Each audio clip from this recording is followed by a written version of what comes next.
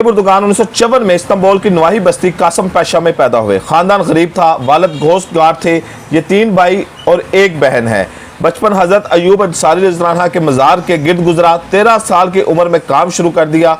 ये टाफियाँ और डबल रोटी बेचते थे। ये काम के साथ साथ तलीम भी हासिल करते रहे।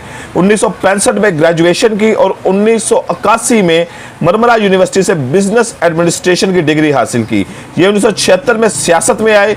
तुर्की की इस्लामी तहरीक नेशनल सोल्यूशन पार्टी की यूथ विंग में शामिल हुए और सियासत में धक्के खाते खाते 1994 में इस्तांबुल के मेयर बन गए, जिसके बाद तैयब उर्दुगान बनने का सफर शुरू हो गया। इस्तांबुल 1990 यानी कि 1990 की दहाई में कराची जैसा था। शहर में माफियाज का राज था। ये दुनिया में मंशियात का तीसरा, माशी फ्रॉड का दूसरा और इंसानी स्मगलिंग का पहला बड़ा मरकज था। जी हाँ, ये इस्तांबुल की बात हो रही है। इस्तांबुल की ट्रैफिक बदतरीन, सफाई का निज़ाम खराब तरीन और स्ट्रीट क्राइम बुलंद तरीन थे। तैयब उर्दुगान का पहला टास्क सफाई था। अर्दुगान ने शहर को पोल्यूशन फ्री कर दिया। दूसरा टास्क ट्रैफिक थी। अर्दुगान ने शहर की ट्रैफिक को रवा और तरतीबवार बना दिया।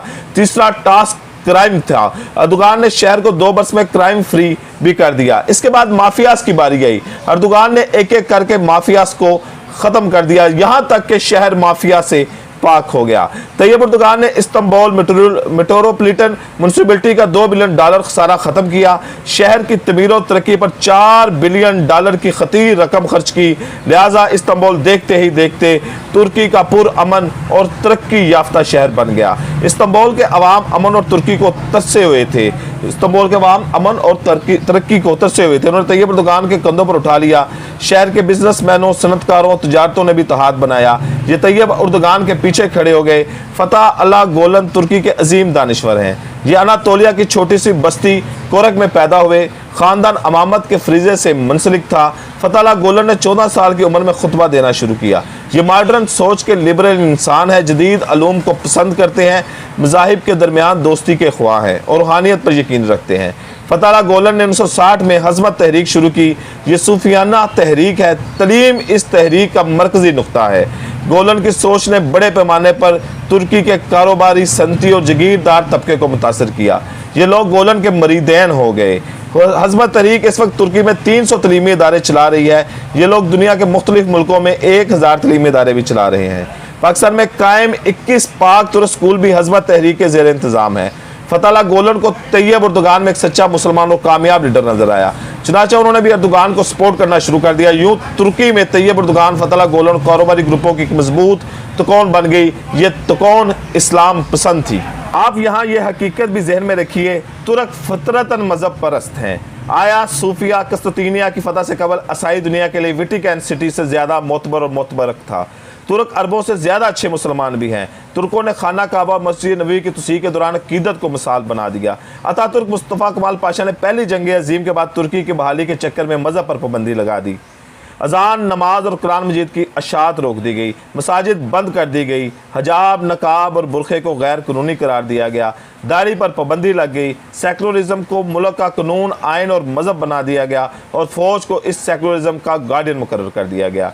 ये गार्डियनशिप आज तक कायम है। अवाम मजहब पर पाबंदी, फौजी आमरीत दोनों को पसंद नहीं करते। चुनांचा मुल्क में 1930 से इस्लामी तशख़्ख़ुस की बहाली की तहरीकें चल रही हैं। फौज इन तहरीकों को कुचलती आ रही है, मगर यह तहरीकें चंद साल बाद नए नाम और नए चेहरों के साथ दोबारा उभर आती हैं।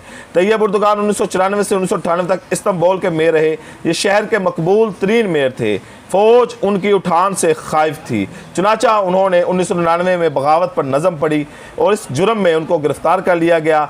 फौज उर्दुगान के पीर फतह अल्लाह गोलन के पीछे भी लग गई। गोलन मुल्क से निकले अमरीकी की रियासत पेनिनसुला के शहर सील्सबर्ग में पनाहगज़ीन हो गए, लेकिन वो अमरीका से तैयब उर्दुगान की मदद करते रहे।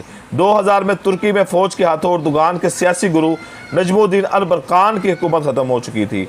फौज ने अरबकान पर सियासी पाबंदियां भी आयद लगा दी थी। चुनांचा मुल्क में शदीद सियासी खिला था। ये खिला तैयब उर्दुगान ने पुर किया। उन्होंने 2001 में जस्टिस एंड डेवलपमेंट पार्टी बनाई। 2000 के इलेक्शनों में हिस्सा लिया। पार्टी ने 34% वोट हासिल किए। तैयब उर्दुगान पाबंदी की वजह से इलेक्शन नहीं लड़ सके थे। चुनांचा उन्होंने अपने करीबी साथी अब्दुल्ला गिल को वज़ीर-ए-आज़म नामजद कर दिया। इनकी हुकूमत आई। हुकूमत ने अर्दोगान से पाबंदी उठाई, उन्होंने ज़िमनी इलेक्शन लड़ा और 14 मार्च 2003 को तुर्की के वज़ीर-ए-आज़म बन गए।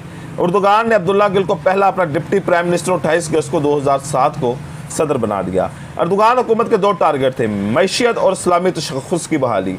ये समझदार इंसान थे, ये जानते थे तुर्क दिलचस्प कौम है, ये लोग लिबरल भी हैं और मजहबी भी। ये लोग सदियों से एक हाथ में मजहब और दूसरे हाथ में लिबरलिज्म उठाकर चल रहे हैं। ये लोग मजहब की कुर्बानी देंगे, ना सेकुलरिज्म हाथ से जाने देंगे। अर्दोगान ये भी जानते थे तुर्क फौज भी बहुत मजबूत है, इसने सिर्फ अजान बहाली के जुर्म पर वज़ीर-ए-आज़म अदनान मेंदेलस को फांसी दे दी थी। लिहाजा अर्दोगान ने हालात को देखते हुए दिलचस्प मॉडल बनाया। ये मॉडल आने वालों में तुर्क मॉडल या अर्दोगान मॉडल कहलाया। उन्होंने तरजीहात की 3 फहरिस्तें बनाई। पहली फहरिस्त में गवर्नेंस, इकोनॉमी और समाजी बहाली के टास्क शामिल थे।